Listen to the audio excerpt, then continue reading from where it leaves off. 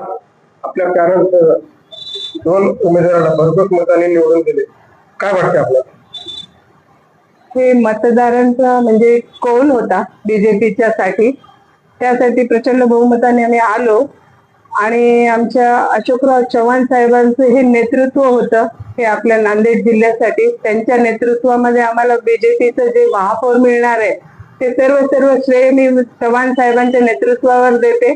आमच्या उमेदवाराचं पण त्याच्यात काही अंशतः आमचा हात आहे, पण सर्व मी श्रेय हे चव्हाण साहेबांना. नांदेड जिल्ह्यामध्ये भाजप महिलांना तिकीट दिलं आणि काही ठिकाणी पुरुषाला हरवून महिलांनी प्रथम प्राधान्य देत नांदेडची जनता तथा वार्डातील मतदारांनी महिलांना प्राधान्य दिले, काय वाटतं आपल्याला? नाही, नांदेड जनतेमध्ये ऍक्च्युअली 50% आरक्षण महिलांसाठी होतं, पण काही ठिकाणी पुरुषांच्याही विरोधामध्ये महिला उतरल्या होत्या आणि त्या तिन्ही महिला जिंकून आल्यामुळे आमचं 50% जास्त आल्यामुळे मला त्याचा अभिमान आणि प्राऊड फील होतो. लोकनेते आशारावजी चव्हाण साहेबांनी सर्वे करून तिकीट दिलं होतं, क्रमांक 8 मध्ये तुमचा गड आला पण शिय गेला, काय वाटतं आपल्याला?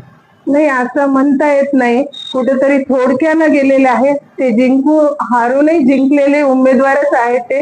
आणि त्या जे उमेदवार होते ते दोन, त्यांच्या सहकार्याने हे दोन उमेदवार आले होते, पण त्यांचं आता बॅड लक समजावं लागेल थोडंफार, त्याच्या मतानं ते थोडं हे मागे राहील. गडम परिवार हे लोकनेते आशारावजी चव्हाण साहेबांचे कट्टर समर्थक म्हणून मानले जातात, आपली दुसरी टीम आहे, साहेबाचा शब्द वगैरे काही?